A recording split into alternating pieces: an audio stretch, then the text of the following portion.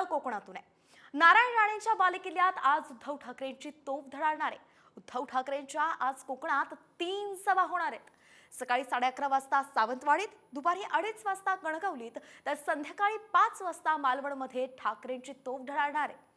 कणकवलीमधून नितेश राणे तर कुडाळमधून निलेश राणे हे निवडणुकीच्या मैदानात आहेत आणि नारायण राणे आणि उद्धव ठाकरे हे एकमेकांचे कट्टर विरोधक मानले जातात।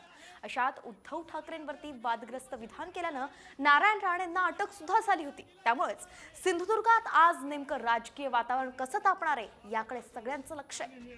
यावेळी उद्धव ठाकरेंच्या तयारीबाबत सांगतायत आमचे प्रतिनिधी विनायक डावरुंग। थेट जाऊयात। पक्षप्रमुख उद्धव ठाकरे यांची आज सावंतवाडीमध्ये सभा होणार आहे। आपण सावंतवाडीमध्ये उभे आहोत आणि इथे आपण बघू शकतो ही जी तयारी आहे ती अंतिम टप्प्यात आहे।